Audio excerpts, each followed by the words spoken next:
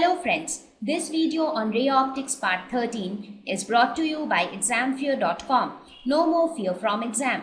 Please make sure that you have watched all the videos till Part 12 before going ahead with Part 13.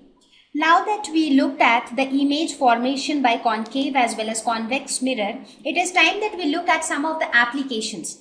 Because now it will be easier for you to understand why concave or convex mirror has been chosen for this particular purpose. For example, when we look at your shaving mirror, this picture is portraying your shaving mirror. Which kind of mirror should we use? First, you have to think about the purpose for which you use a shaving mirror. A shaving mirror is something which needs to give an enlarged image, right?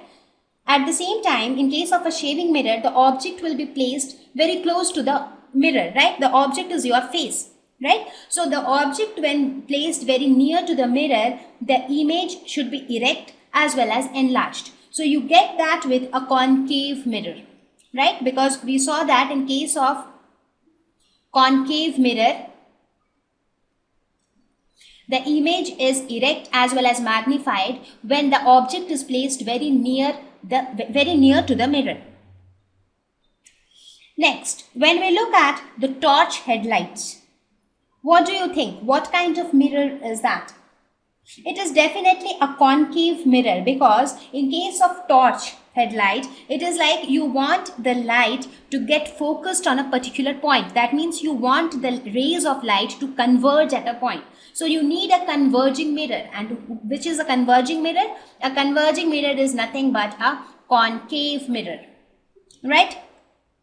Next, if you look at the rear view mirror in your car or any of the vehicles, what kind of mirror is this? In this, you need the view of the entire traffic behind your car. That means you need a diminished image, right? Diminished image, and that too the object is placed little far away from the mirror. That means you need a convex mirror in this case.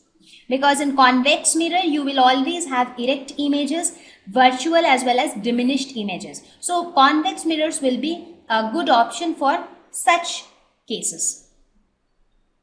The dentist mirror. I mean, if you visit a dentist and if you have some problem in any of your tooth, you will see that they'll take a mirror and then observe it more carefully. That's because they need a mirror which will give an enlarged view of the teeth, and also they place the mirror very close to your teeth. So your teeth is the object here. That means the object is placed very close to the mirror, and also the image should be magnified. It should be erect. So obviously again it is a concave mirror.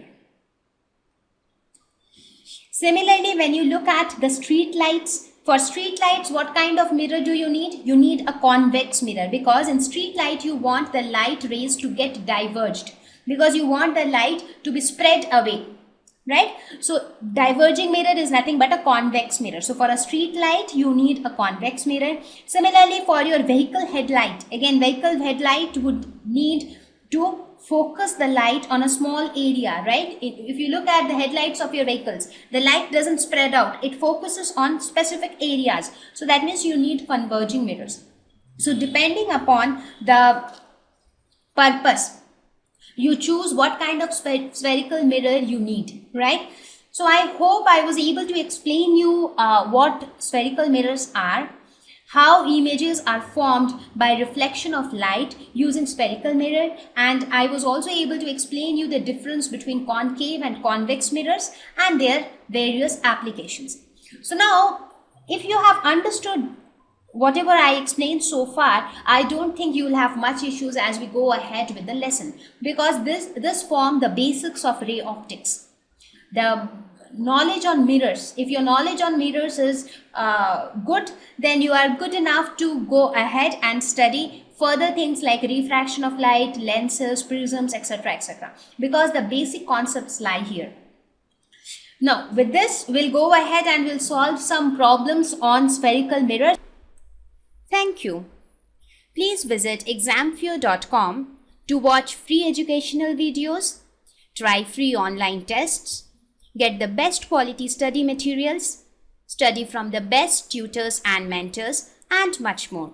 Thank you once again.